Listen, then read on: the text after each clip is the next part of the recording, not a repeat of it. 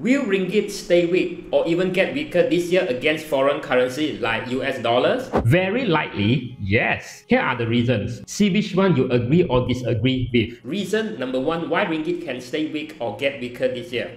Bank Negara seem to be reluctant to hike OPR starting in 2023. Although outside Malaysia, interest rates are still rising. This actually affects the strength of ringgit. I will explain how in a short while. See, our central bank is truly full of empathy for the rakyat. Their decisions to keep rate hike at 0, not once but twice this year so far, does help Malaysians. So our loan repayments don't go up. Otherwise, with the cost of living going up, interest rate hike would be like adding salt to the wound.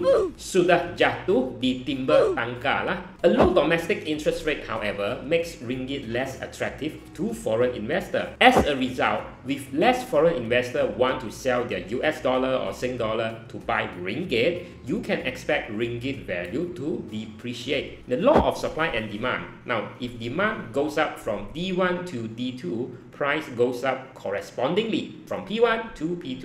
To recap, interest rate is the domestic price of money or credit in a country, controlled by its central bank, while currency exchange rate is external value of a country's currency, highly affected by supply and demand of that currency. Central banks is relatively powerless to control this. Example, in 2022, US Central Bank, the Federal Reserve, has been rising interest rate at a faster rate than the rest of the world, Malaysia included. That means more cross-border money flowing out from almost all countries globally, again Malaysia is included, into USA. Because investors always want higher returns by lending out money in a country perceived as having higher economic strength and political stability. Every other thing assume the same. Reason number 2 why ringgit can stay weak or get weaker this year. Now, with Malaysia relatively mild official inflation figures hovering around 3 to 4%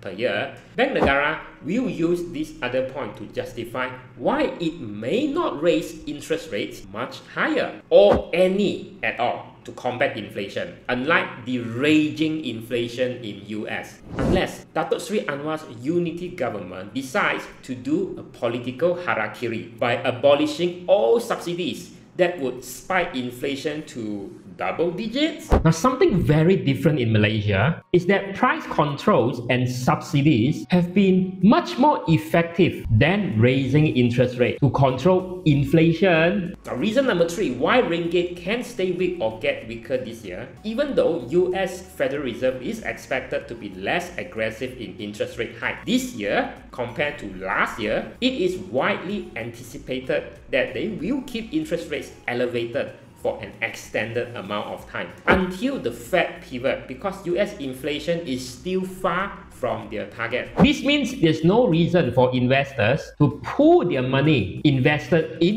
US since last year and invest it elsewhere, like in Malaysia. Now, reason number 4 why ringgit can stay weak or get weaker this year. Now, the collapse of Silicon Valley Bank is a warning sign to all central banks how things could break overnight when you, on the pretext of fighting inflation, hike interest rate aggressively with a tunnel vision approach without being aware of the collateral damage this could do. Not saying any Malaysian banks will suffer the same fate as Silicon Valley Bank, because Bank Negara ensures and assures that does not and will not happen. But yeah, just to err on the side of caution. Higher interest rate also mean government got to fork out more money to keep up with its debt repayments, worsening government deficit when the government revenue struggles to grow fast enough to keep up with its spendings and expenses, which is something any central bank needs to take care of. Government that needs more income will get it from imposing more taxes, higher taxes on its citizens. But the direct impact of not hiking interest rates or keeping interest rates low is weak ringgit. So you can't eat your cake and have it too.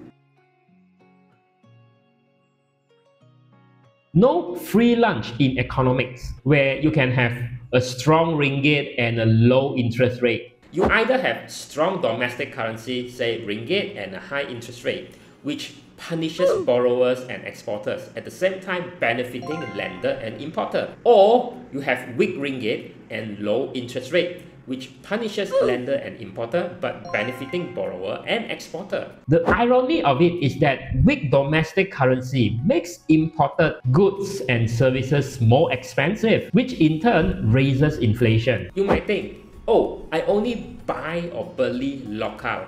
But the fact is, locally reared chickens are raised on imported feeds, and the local fruits or vegetables you eat are using imported fertilizer. The machine parts in our local manufacturing supply chain uses precision parts made overseas. Transportation costs too gone up due to increased oil prices caused by, say, OPEC Plus cutting oil production, resulting in lower supplies. These increased costs of production are passed to end consumers like you and me. Give this a like if my explanation gave you an aha moment today, and this is the next related video to watch.